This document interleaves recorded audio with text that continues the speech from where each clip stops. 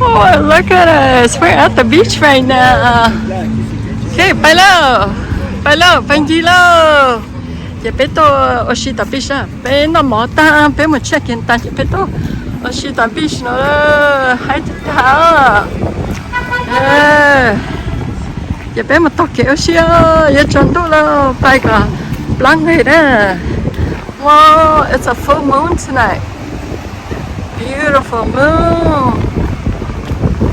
Oh, trời nó tới nên chỉ nhớ chúng nó này. Wow. Cái gì? Chèn bò. Ít bên là chỉ cho nó chỉ chèn bò này. Cái gì? Chả nó mà bỏ trong gốc cái. Ây dồi. Nó nói bên tôi là gì hả phụ mông à? Sợ lùm mông hay chả đâu. Tôi xin chỗ ngày gì à? Chỗ ngày gì á? Để tôi xin chỗ gì nè? Để cho giống đâu bây giờ? Chả nó mà chỉ nó chỉ cuối à? Không có dùng mà ta thở sống. Thế à, tôi nói chả nó chỉ tôi chỉ nó chỉ tập thôi. Đừng có hiểu. Tại sao vậy biết tôi chỉ nên tập biết tôi nè. Tôi biết tôi xí á, nữa là chỉ mà lưng kia đi nó là bên cao tôi xí á. Hay hình nè.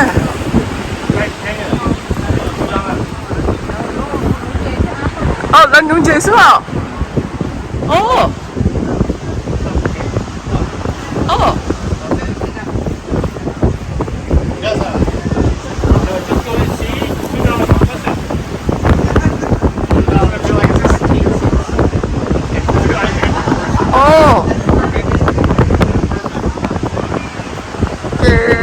Bây giờ chúng ta lưng kia nó xấu rồi, giờ bây giờ chúng ta thành cả lại rồi đó.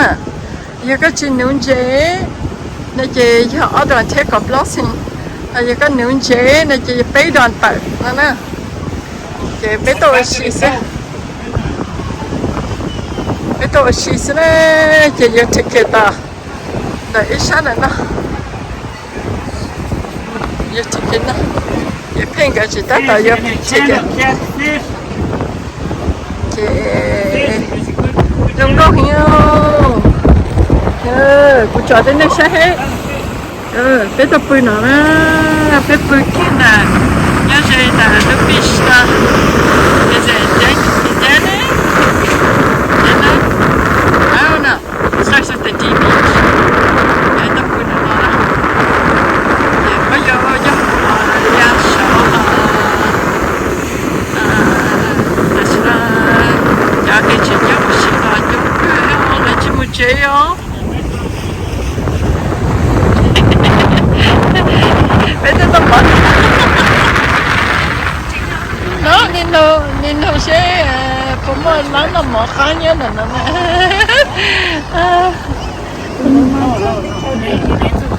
oh, big special treatment now. Thank you a lot for buying the wrist. So you have to have a wristband like this to get in. Okay, why? Oh, okay. Hola. Có order của số một. Tao. Một con lấy什么配？好的。I don't know. I guess he has to let us in. Huh? No, it's a young roll. You have to have this.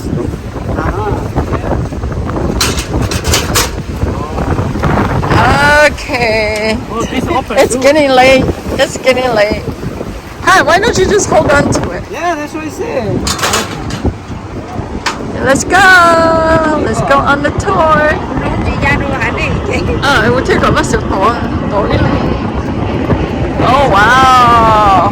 Look, there's airplane flying up here too. You can hear the sounds.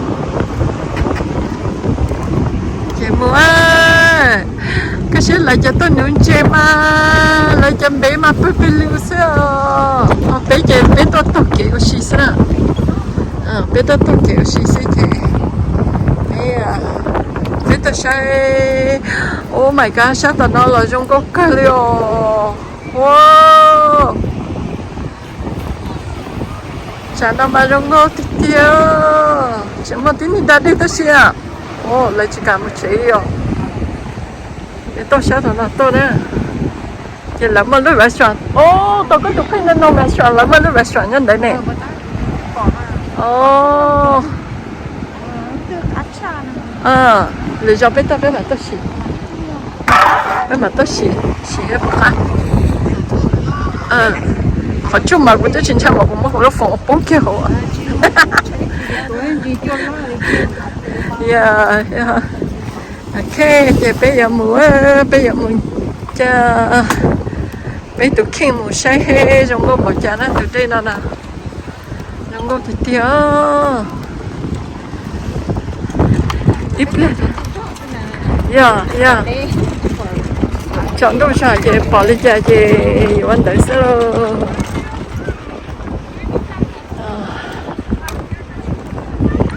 chưa phát lên nào giờ chỉ mà mosquito rồi chỉ một mà xem mà lọt thêm một mosquito thế cho nung chè là nung chè tụi nó là chỉ ta nung chè yeah tao say chả lắm quá chơi pan chè this xin là nè right here cool you can clean the fish cũng nhiều hộp lúc nó mua chơi cho you pan chè sao là họ là chỉ mua chạy phô chiều trong lo li nếu nào biết tao phô chiều gì trong chỉ cũng hình chỉ nó chim lẩu đi tụi nó thâu khổng đông hình tụi nó nè salt water here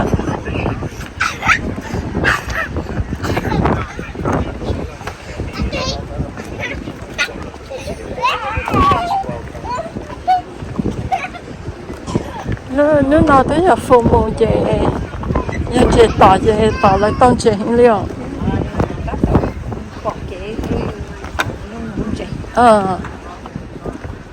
giờ chị tỏ chị tạ đi thế à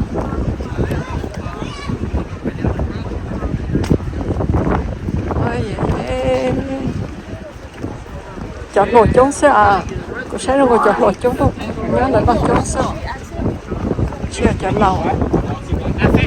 lòng một chế tạ họ this is for us Pretty quick. là mà ôi chơi pan chè giống cha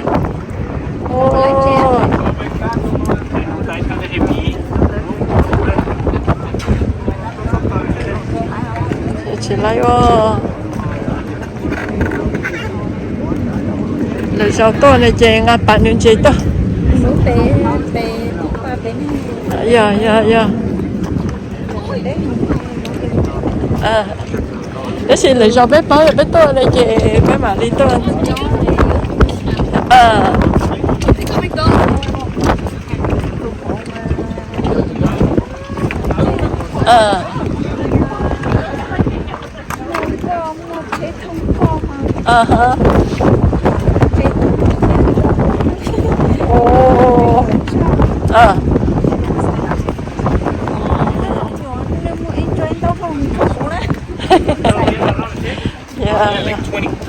wow Mozzarella.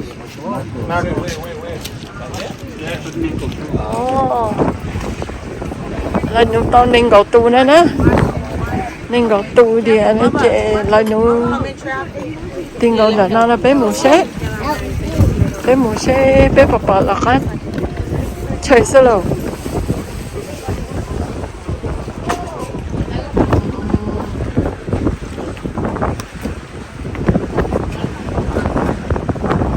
hiểu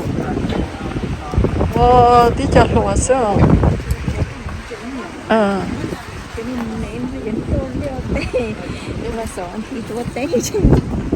yeah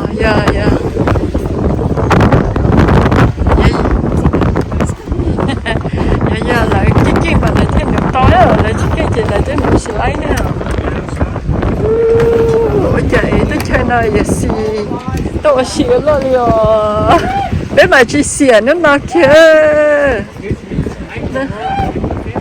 那嘛佛教了上，外来了上，哦，谁？哇 ，nice breezy weather，真够的天。lại nấu tôm mackerel nữa là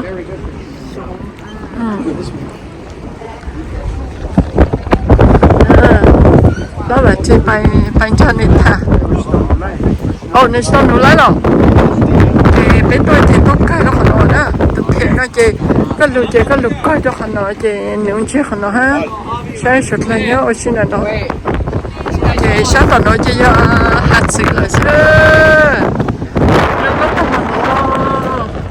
cái gì tôi xin á, nó có xin cha, cái gì, đan beach, có số phần nào sẽ ra đâu, nhớ cho họ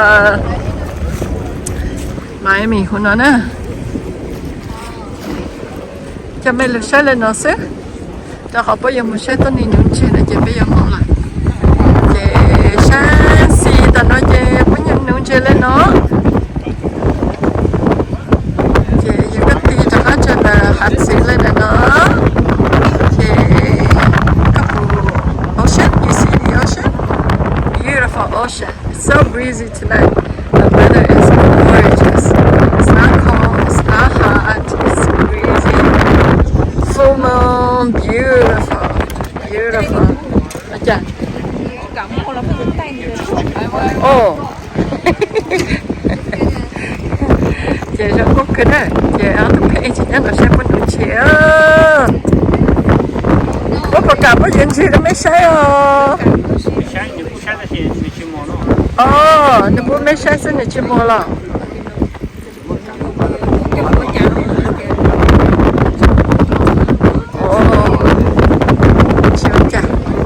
Chưa chà.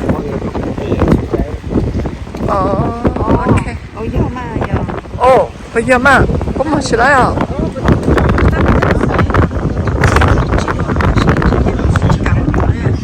Nè.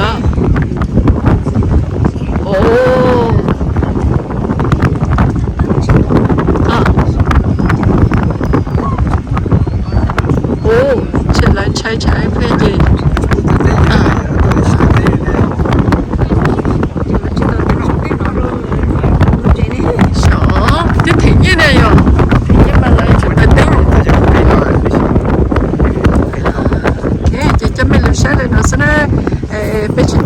Đó sẽ phải to chị aussi. Đây là nó mới to này chị, to aussi đó. Là sẽ chết lo. Chà.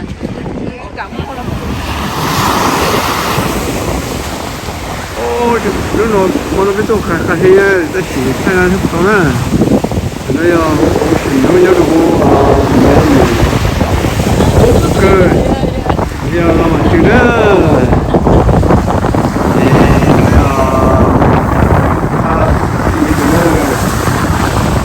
Tôi về với tôi giờ chồng tôi làm gì cứ cho cái gì cho sữa biết tôi hái chi à biết tôi là gì hái chi à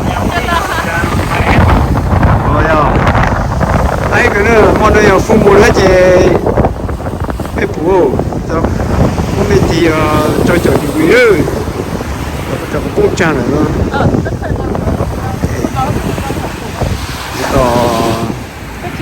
chỉ là cái gì một chỉ là ta xem rồi bây giờ đi nghỉ rồi sắp tới một chỉ là hai tháng thế lúc sau đó bọn nó là bây giờ mà nói gì cơ cái cháu tôi chỉ lấy mà chỉ want to cơ nhau cái để chơi nhau ôi trời nhau tôi phải ra luôn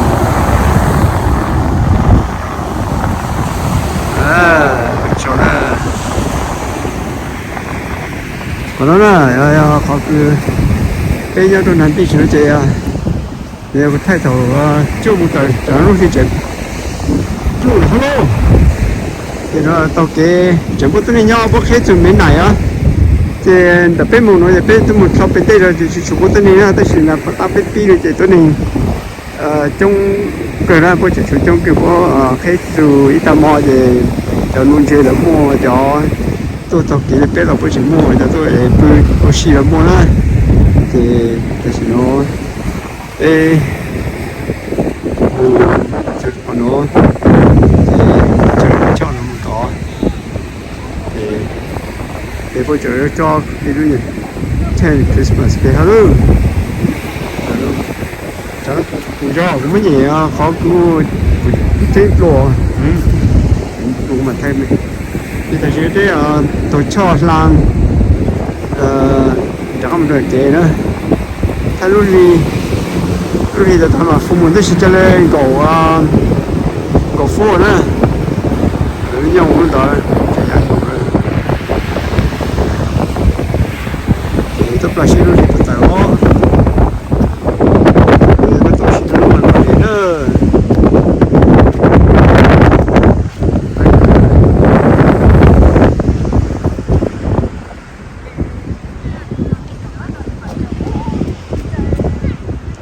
này cho nó hiện tại rồi mà thì mình mặc chụp bố trống đủ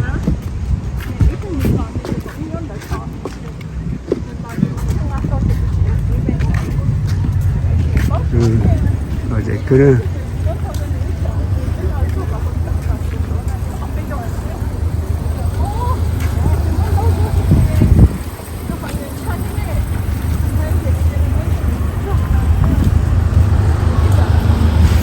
nó là bé多是能比那种我买米啊，我去刚刚背的是好不容易太当代了，也背多拖是喏，不但背到比小点了，背路到给背背那parking lot 边喏呢，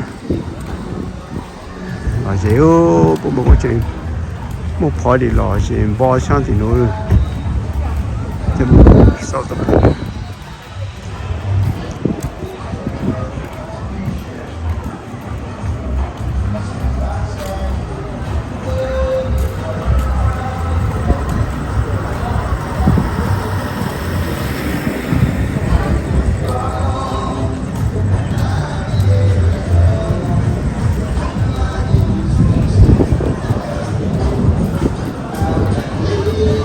我这我跑的老姐更高了，我是到烧姐都能太都没晒，那就不本就没嘞。OK， để mà set rồi được clip